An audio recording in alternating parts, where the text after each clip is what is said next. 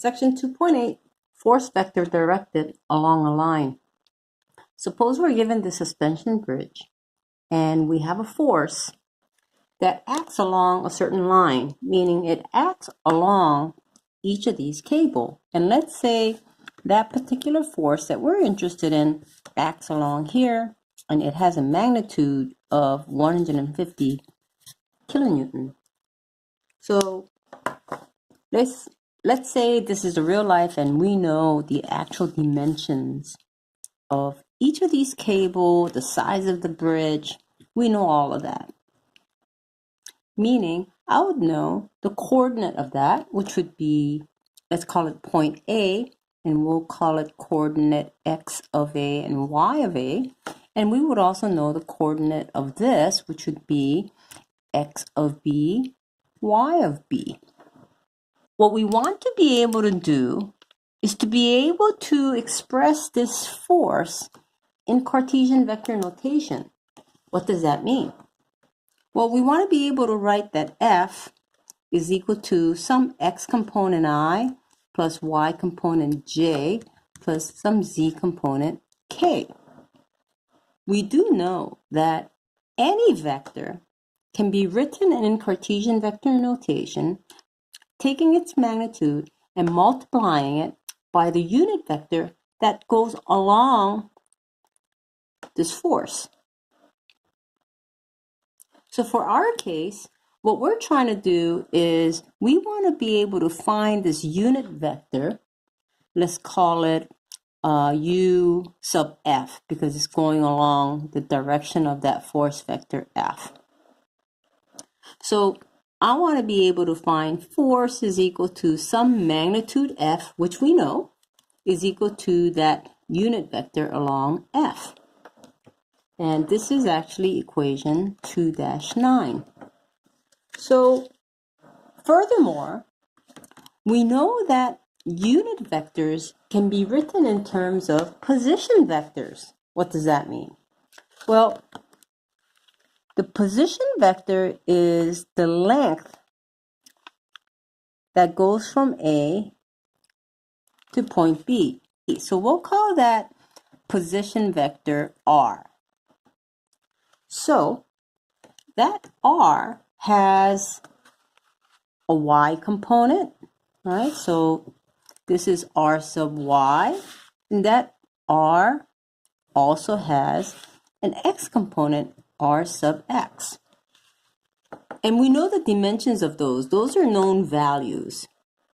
So right now, what we can do is write this unit vector in terms of its position vector, R.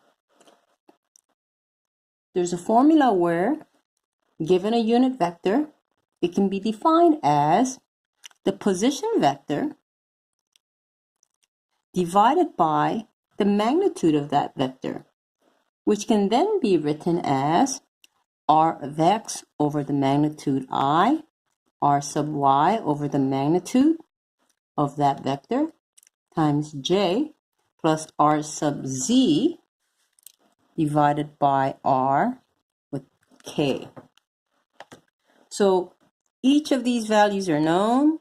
I should be able to determine the magnitude of R, which is just R is equal to the square root of Rx squared plus Ry squared. So this is known. Therefore, I can go back and substitute those values in here. Then I get 150 kilonewtons multiplied by Rx over Ri plus Ry over R times J, Rz over R times K. So this is our Cartesian vector for the force F. There's an alternate way to determine this Cartesian vector notation for force F using these coordinate values, XA, YA, and XB, YB. So that's given by the following. That will be F is equal to magnitude of F times a unit vector of F, which again we said was the magnitude of F divided by the vector r divided by the magnitude of r. And using those coordinates, it's just simply given by the magnitude of f. And this is a ugly expression. It'll be xb minus xa I, and that would be the x component of this vector.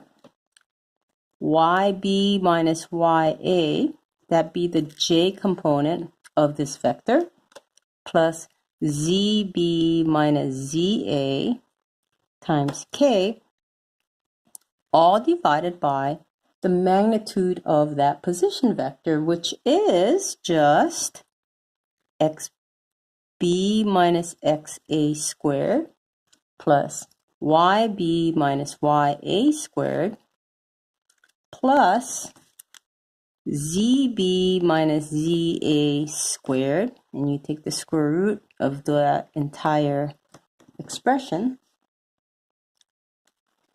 And this is just a different way of expressing the Cartesian vector notation for the force F directed along a line of action that goes from A to B.